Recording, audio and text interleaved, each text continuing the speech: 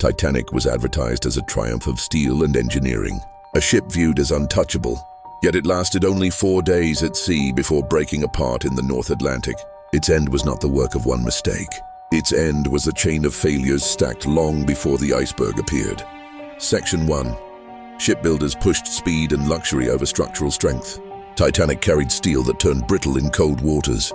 Impact forces that should have been absorbed instead ripped open long gashes. Rivets in the forward hull were made with iron prone to snapping.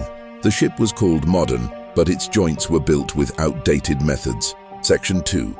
Warnings of ice arrived throughout the day. Nearby ships sent signals describing heavy ice fields directly ahead.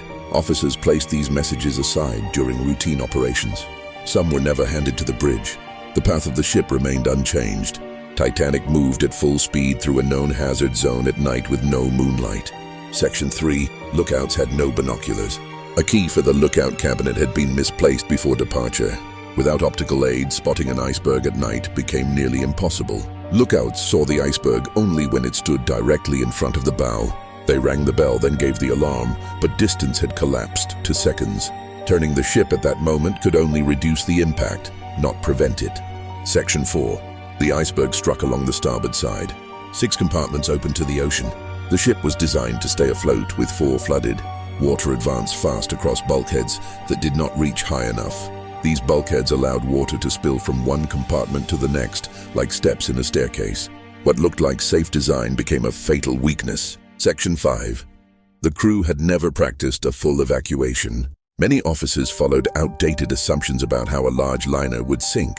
Lifeboats launched half full because officers feared they might collapse under full weight.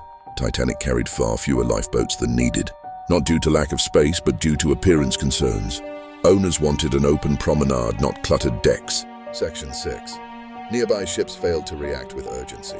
The closest vessel, Californian, had stopped for the night due to ice. Its wireless operator had gone off duty. Distress rockets were seen yet dismissed. Titanic sent signals for hours while water filled the forward decks. Help moved too slow to change the outcome. Section 7. When the bow dipped and water rushed inside, the structural weaknesses reached their limit. The ship broke apart between the 3rd and 4th funnels. Brittle steel and rising pressure made fracture unavoidable. The bow plunged, the stern rose. Metal tore. Titanic descended in 2 pieces to the seafloor. Titanic did not sink because of an iceberg alone. It sank because leadership ignored warnings, because materials failed under cold pressure, because design shortcuts weakened safety, because evacuation planning was neglected, because human confidence overwhelmed caution. The disaster was built long before the ship touched the Atlantic. Thanks for watching.